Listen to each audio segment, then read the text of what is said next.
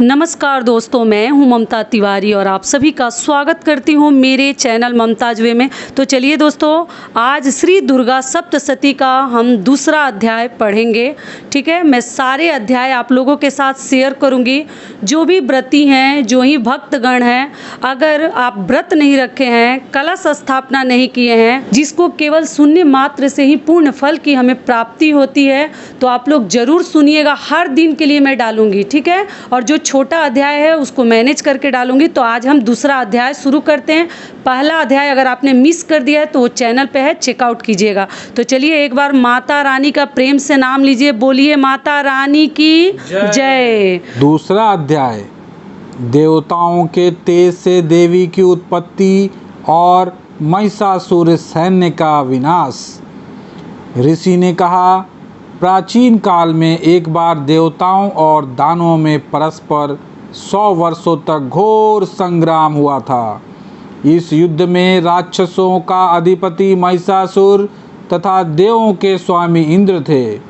उस भीषण युद्ध में महाबलशाली दैत्यों के सम्मुख देवताओं की सेना भाग खड़ी हुई। समस्त देवों को पराजित कर दैत्यराज महिषासुर ने इंद्रासन को अपने अधिकार में ले लिया। इसके बाद संपूर्ण देवगण सृष्टिकर्ता ब्रह्मा जी को साथ लेकर उस स्थान पर गए जहां भगवान शिव तथा विष्णु आसीन थे। उन देवों से देवताओं ने महिषासुर की विजय तथा अपनी पराजय का विस्तृत वर्णन किया। देवताओं ने भगवान से कहा, हे भगवान, महापराक्रमी महिषासुर ने सूर्य, चंद्र, अग्नि, वायु, इंद्र, यम, वरुण तथा अन्य सभी देवताओं से उनके अधिकार छीनकर स्वयं ही सबों पर आधिपत्य कर लिया है। उस पापात्मा महिषासुर ने सभी देवों को स्वर्ग से निकाल बाहर कर दिया है। अब वे निष्कासित देवगण भूतल पर मनुष्य के समान भटक रहे हैं। हम सब लोगों ने आपके समक्ष असुरों के दुराचरण का सारा वृतांत निवेदित कर दिया है। हम सब देवगण आपके शरणापन्न हुए हैं। आप कृपा करें, उस अपराजेय दानव के नाश का कोई उपाय बतलावें। देवताओं के मुख से ऐसी अनहोनी घटना सुनकर भगवान विष्णु और शिव जी दानवों पर अत्यंत कुपित हुए, जिसके फलस्वरूप उन देवाधिदेव की भौहें कुटिल हो गई और उनकी मुखाकृति वक्र हो गई। अब अत्यंत क्रोधाविष्ट भगवान विष्णु के मुख से एक महान तेज का उदय हुआ। तदंतर ब्रह्मा तथा विष्णु के शरीर से भी उसी प्रकार का तेज निकला। इसी प्रकार क्रमशः इंद्रादि देवों के शरीर से भी इसी प्रकार का तेज निर्गत हुआ। तत्पश्चात वे सभी तेजपुंज एक में मिलित हो गए। अब वह महान तेजपुंज ज्वलंत पर्वत के सदृश दिखाई पड़ने लगा। देवताओं ने देखा कि उससे दहकती हुई ज्वालाएं निकलकर दिगंतों में फैल रही हैं। संपूर्ण देवों के शरीर से निकला हुआ वह तेजपुंज अद्वितीय था। वह तेजपुंज संयुक्त रूप से एक नारी के रूप में बदल गया और अपने प्रकाश से प्रकाशमान होकर त्रिभुवन में छा गया।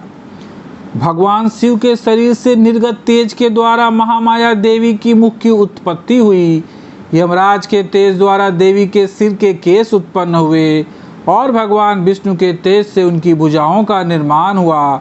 चंद्रमा के तेज से स्तनद्वय, इंद्र के तेज से कटी, वरुण के तेज से जांघ एवं पैरों की पिंडली और पृथ्वी के तेज से नितंब निर्मित हुआ।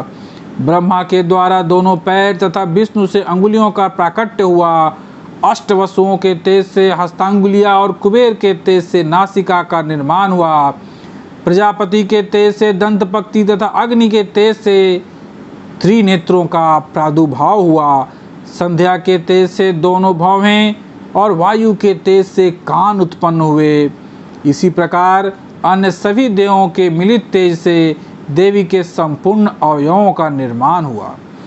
समग्र देवों के संयुक्त तेज से प्रकट हुई उस देवी की मूर्ति देखकर महिषासुर द्वारा संत्रस्त देवगण अत्यंत प्रमुदित हुए।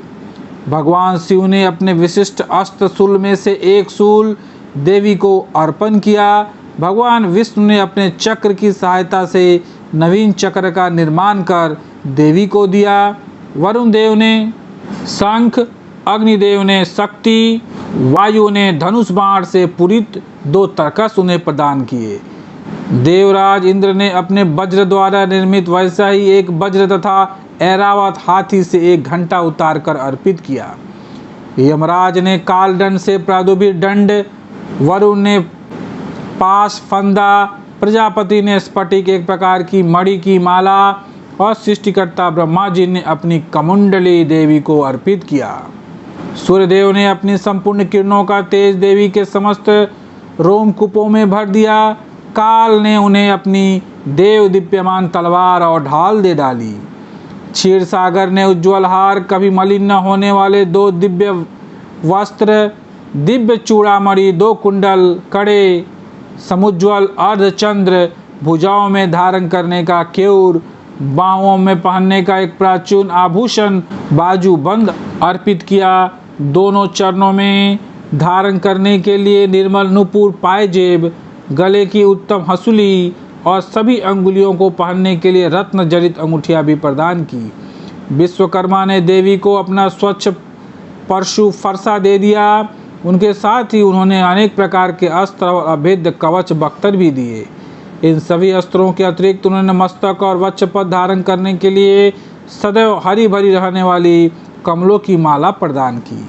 सागर ने उन्हें सुंदर पद्म पुष्प दिया और हिमाचल पर्वत ने उनके वाहन के लिए सिंह तथा अनेक रत्नादि भेंट किए। धनाधिपति कुबेर ने देवी को मधुपूर्ण पात्र अर्पित किया। समस्त ब्रह्मांड के आधारभूत नागराज शेष ने अमूल्य मणियों से पूरित नागहार भेंट किया। इसी प्रकार सभी देवों ने अपनी अस्त्र शस्त्र तथा रत्नादि अर्पित करके देवी की आवभगत की। इसके अनंतर देवी ने उच्च स्वर में अट्टहास करते हुए बारंबार गर्जन किया। उनके गुर गर्जन से संपूर्ण आकाश प्रकंपित हो गया। उस घोर गर्जन के फलस्वरूप भीषण ध्वनि फैल गई, जिसे त्रैलोक्य विक्षुब्ध हो उठा और सागर भी हिलोरे लेने लगा। भूमंडल में भूकंप उत्पन्न हो गया और सभी पर्वत अपने स्थान से डगमगाकर कांपने लगे।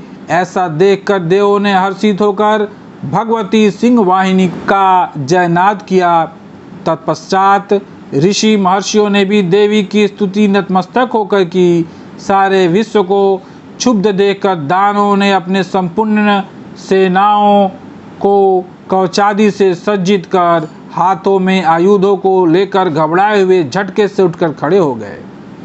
उस समय महिषासुर अत्यधिक कुपित होकर बोल उठा, आह, यह सब क्या हो रहा है। इसके बाद संपूर्ण दानवों से घिरा हुआ महिषासुर देवी की भयंकर गर्जन को लक्ष्य कर उसी दिशा में दौड़ पड़ा। उसने वहां पहुंचकर देखा वह देवी अपनी अनुपम शोभा से त्रैलोक्य को आलोकित कर रही है। उनके पदभार से बोझिल हुई पृथ्वी रसातल में धंसती चली जा रही थी। मस्तक किरीट शिरोभूत से मानो आकाश में एक रेखा सी खींची दिख पड़ रही थी तथा वे अपने धनुष की टंकार से पाताल स्थित सप्त लोगों को विक्षुब्ध कर रही थी। अपने सशस्त्र भुजाओं के द्वारा देवी संपूर्ण दिगंतों को आच्छादित करके खड़ी थी। इसके बाद ही दानवों के साथ देवी का भीषण युद्ध प्रारंभ हो गया। विविध प्रकार के अस्त्र शस्त्रों से समस्त दिशाएं चमक उठी। महिषासुर का चिच्छुर नामक सेनापति महान बलशाली दैत्य था। वह देवी के साथ उस महापराक्रमी दानव चिच्छुर का युद्ध होने लगा। दैत्यों की चतुरंगिनी हाथी, घोड़ा, रथ और पैदल सेना लेकर चामर नामक असुर युद्ध भूमि में डट गया। उदग्र नामक महाबलशाली दानव अपने साथ 60,000 रथियों को लेकर रण स्थल में आ डटा। महाहनु नामक असुर अपने साथ में 1 करोड़ सेना लेकर लड़ने के लिए आ धमका। असिलोमा इस दानव के रोम तलवार की धार की तरह तीक्ष्ण थे नामक असुर 500 रथियों के साथ रणभूमि में उपस्थित हुआ। बासक्कल नामक दानव अपने साथ 60 लाख सेना लेकर युद्ध करने लगा।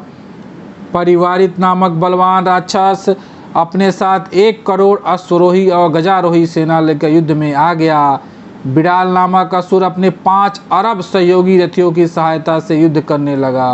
इन सबों के अतिरिक्त असंख्य दैत्य समूह रथ, हाथी, घोड़े को लेकर युद्ध में उद्यत हुए। उस समारांगण में महिषासुर स्वयं करोड़ों सहस्त्र रथों, हाथियों और घोड़ों की सेना सहित उपस्थित था। वे अनगिनत दानव देवी पर तोमर, भिंदीपाल, शक्ति, मूसल, खड़ग, परशु और पटिस नामक अस्त्र वस्त्रों को बरसाने लगे। कुछ एक दैत्यों ने देवी पर एक साथ मिलकर शक्ति का प्रहार किया, दूसरों ने अपने फंदे फेंक कर देवी को बांधना चाहा। इसके अनंतर कुछ दैत्यों ने देवी वध के उद्देश्य से उन पर खड़ग से आघात किया। दानवों द्वारा फेंके गए अस्त्रों को लीला स्वरूपिणी देवी ने क्रुद्ध होकर उन अस्त्रों को सहज ही काट डाला। फिर भी उन्हें मुखमंडल पर रंच मात्र भी क्लांति की छाया नहीं दिखाई पड़ी। एक ओर देवता तथा ऋषि मुनि उनका गुणगान कर रहे थे और दूसरी ओर महामाया जगदम्बा उन दानवों को अपना दिव्यास्त्रों की निरंतर वर्षा कर रही थी। इधर देवी का वाहन सिंह भी क्रोधित होकर अपने अयालो गर्दन के लंबे बाल को फटकारता हुआ राक्षसी सेना पर इस प्रकार पील पड़ा जैसे किसी वन में दावानल की अग्नि शिखाएं धीरे धीरे बढ़ रही हो। रणस्थल में देवी द्वारा छोड़े गए सभी श्वास अगणित गणों के रूप में बदल गए और हाथ में परशु, भिंदीपाल, खड़क और पट्टिस अस्त्रों द्वारा दानवों से युद्ध में निरत हुए। देवी की शक्ति से उत्पन्न समस्त गण दानवों को दलते हुए शंख, नगाड़े आदि बाजों को बजाने लगे। उस रणभूमि में कितने ही गण हर्षित होकर मृदंग आदि बाजे भी बजाने लगे। इसी बीच देवी ने त्रिशूल, गदा, तलवार आदि चलाकर तथा शक्ति वर्षण करके सैकड़ों राक्षसों को धराशायी कर दिया। कितने ही राक्षसों को तो घंटे की कर्कश ध्वनि के द्वारा संज्ञा विहीन कर मार डाला। देवी ने अपने पास में अनेक राक्षसों को बांधकर भूमि पर घसीटा और कितने ही दानवों को तलवार की पैनी धार से 2 टुकड़ों में काट दिया। कितने ही राक्षस उनकी गदा की मार से भूमि लुंठित हो गए और कितने ही मूसल के आघात से रक्त वमन करने लगे। वक्ष में सूल बिंधने के फलस्वरूप कितने ही दैत्य धरती पर गिरकर छटपटाने लगे। देवी ने इतनी भयंकर बाण वृष्टि की कि जिससे कितने भी दानवों की कमर टूट गई। अब तक जो राक्षस देवी पर बाज पक्षी की तरह झपट रहे थे वे ही अब अपने प्राणों को गंवाने लग गए। बहुतों की भुजाएं कट-कट तितर-बितर हो गई और बहुतों की गर्दन ही धड़ से अलग हो जा पड़ी। कितने ही राक्षसों के सिर खंड-खंड होकर पृथ्वी पर गिरने लगे तथा कुछ दानवों के शरीर कट-कट 2 टुकड़े हो गए। जांग विहीन होकर कितने ही भूमि पर पतित हो गए। देवी ने कितने ही दानवों को बांह और एक पैर से लंगड़ा बना दिया और कितनों की एक आंख फोड़कर उन्हें 2 खंडों में करके मार गिराया। कितने ही दानवों के मुंड कट गए थे फिर भी वे साहस पूर्वक पुनः उठकर खड़े हो जाते थे। कितने ही राक्षस केवल धड़ के सहारे ही अस्त्रों को लेकर लड़ने लगते थे। जुझारू रणभूमि में वीरों का उत्साह वर्धन करने के लिए बजाए जाने वाला एक प्रकार का बाजा रणभेरी। बाजे की राग पर कितने मुंड विहीन धड़ नृत्य करने लगते थे। राक्षसों के कटे हुए धड़ हाथों में तलवार, शक्ति, दृष्टि नामक हथियार लिए रणस्थल में दौड़ते हुए कितने ही राक्षस ठारो ठारो शब्द करते हुए देवी को युद्ध की चुनौती दे रहे थे। जिस स्थान पर यह भीषण संग्राम हुआ वहां की भूमि रथ, हाथी, घोड़े और दानवों की लाशों से पट गई थी, जिससे वहां गमनागमन का मार्ग अवरुद्ध हो गया था। भारी संख्या में दैत्यों का वध होने से तथा हाथी और घोड़ों के शरीर से इतना अधिक रक्तपात हुआ कि क्षण मात्र में वहां की भूमि पर खून की नदियां प्रवाहित होने लगी। जिस प्रकार तृण समूह और काष्ठ राशि को प्रज्वलित अग्नि कुछ ही देर में जलाकर भस्म कर देती है, उसी प्रकार जगदम्बा जगजननी ने भी क्षण भर में दानवों के इस विशाल संसार का संहार कर डाला। देवी वाहन सिंह भी अपने अयालों को द्रुत गति से फटकारता हुआ घोर गर्जन उत्पन्न कर रहा था। कितने ही दानवों के प्राण उस सिंह की गर्जना से मानो निकले जा रहे थे। उन दानवों के साथ देवी के गणों ने इतना भीषण युद्ध किया जिससे प्रसन्न होकर आकाश में स्थित देवगण उन पर फूलों की वर्षा करने लगे। इस प्रकार भक्तगणों दूसरा अध्याय समाप्त हुआ। प्रेम से बोलिए दुर्गे माता की जय। तीसरा अध्याय हम अगले दिन सुनेंगे। जय माता दी।